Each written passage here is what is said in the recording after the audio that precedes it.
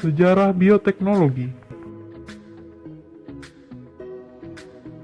Bioteknologi sebenarnya sudah dikenal sejak lama, meski pada masa lalu belum dikenal istilah seperti saat ini. Bahkan sejak ribuan tahun lalu, manusia telah menerapkan contoh-contoh sederhana dari bioteknologi dalam kehidupan mereka. Misalnya, pada abad ke-19 Masehi, orang-orang sudah paham tentang cara pembuatan roti, yogurt, keju, cuka, kecap, dan tempe. Lebih jauh lagi, orang Babylon dan Sumeria sudah mengkonsumsi bir sejak abad 6000 sebelum Masehi, sedangkan orang Mesir telah mahir membuat adonan kue asam pada tahun 4000 sebelum Masehi. Semua proses pembuatan makanan dan minuman tersebut merupakan penerapan dari bioteknologi meski pada masa itu belum diartikan seperti itu. Pengetahuan bioteknologi baru muncul pada sekitar tahun 1857 hingga 1876. Pada saat itu, ilmuwan yang bernama Louis Pasteur melakukan penelitian tentang fermentasi yang dihasilkan dari bantuan mikroorganisme.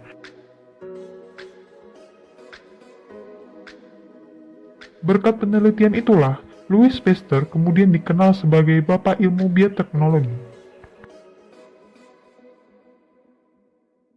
Pengertian bioteknologi mulai dikenal oleh masyarakat luas pada tahun 1919 oleh ilmuwan berkebangsaan Hungaria bernama Karl Eckerle adalah orang yang pertama kali menggunakan istilah tersebut untuk merujuk terhadap interaksi biologi dan teknologi yang dilakukan oleh sesama manusia.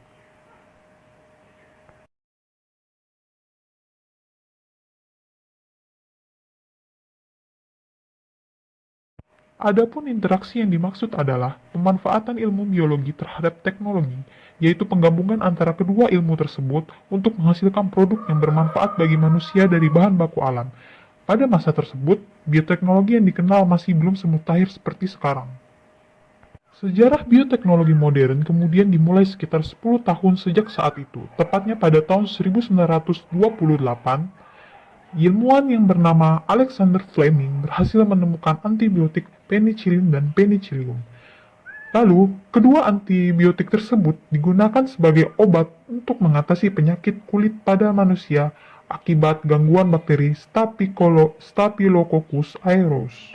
Pada tahun berikutnya, penicillin dimanfaatkan untuk mengatasi infeksi akibat bakteri yang dialami manusia, tepatnya pada tahun 1940, kemudian pada tahun 1950 dan 1960, antibiotik kembali mengalami pemurnian dengan memanfaatkan strain bakteri, dan sejak saat itulah, produksi besar-besaran untuk menghasilkan penicillin pun dilakukan.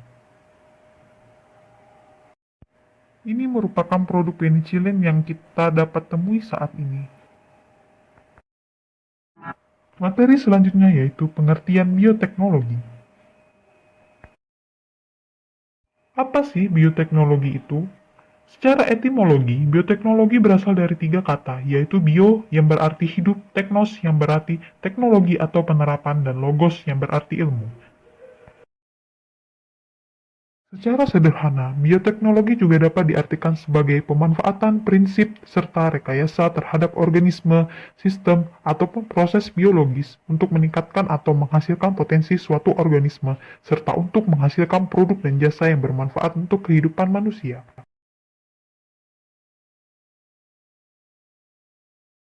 Materi selanjutnya yaitu manfaat bioteknologi. Manfaat bioteknologi yang pertama yaitu menghasilkan antibiotik dengan memanfaatkan jamur melalui serangkaian proses. Bioteknologi juga dapat meningkatkan hasil produksi dalam bidang perkebunan, pertanian, serta perikanan khususnya berkaitan dengan kebutuhan pangan. Bioteknologi juga dapat menghasilkan vaksin dengan menggunakan bantuan virus. Di samping itu, bioteknologi juga dapat mengurangi dampak dari pencemaran lingkungan dengan memanfaatkan mikroorganisme, misalnya bakteri dalam kegiatan daur ulang.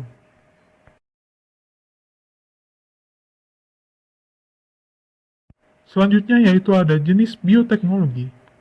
Apa saja sih jenis-jenis bioteknologi itu? Yang pertama adalah bioteknologi konvensional atau tradisional.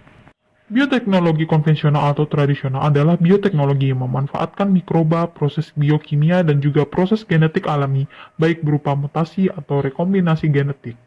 Prinsip bioteknologi ini sudah dikenal sejak ribuan tahun lalu oleh umat manusia. Adapun contoh pemanfaatan bioteknologi konvensional dalam bidang pangan yaitu adalah keju, yogurt, mentega, roti, kecap, dan tempe. Bioteknologi konvensional juga dapat banyak diterapkan dalam bidang peternakan. Contoh penerapannya yaitu ada domba ankon, yaitu domba yang mempunyai kaki pendek dan bengkok akibat adanya proses mutasi alami. Contoh kedua yaitu ada sapi Jersey, sapi penghasil susu yang mempunyai kandungan krim jauh lebih banyak setelah mengalami mutasi oleh manusia. Pemanfaatan bioteknologi konvensional juga dapat untuk menghasilkan obat-obatan seperti antibiotik yang merupakan produk bidang pengobatan yang dihasilkan dari jamur dan bakteri.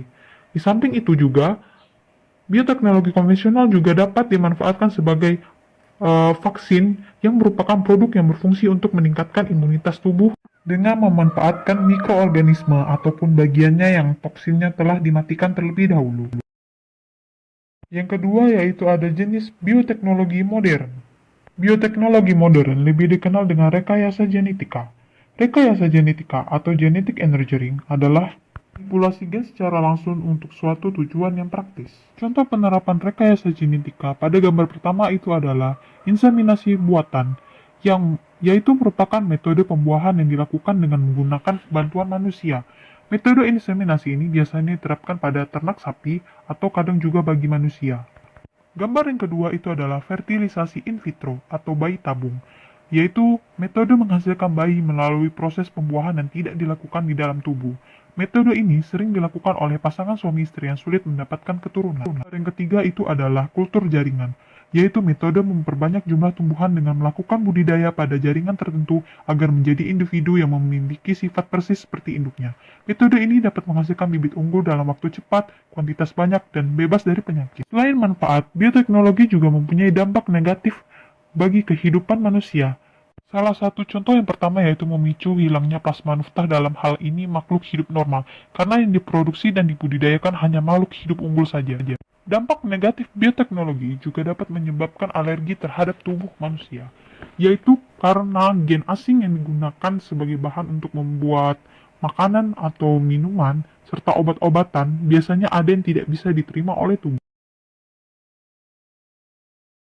Dampak negatif bioteknologi yang ketiga yaitu adalah mencemari lingkungan, karena sisa air produksi makanan bioteknologi seringkali dibiarkan tergenang begitu saja dalam waktu yang cukup lama. Dampak negatif bagi manusia yaitu juga dapat mengganggu aktivitas otak khususnya produk minuman yang mengandung alkohol seperti anggur, bir, air, tape, dan whisky.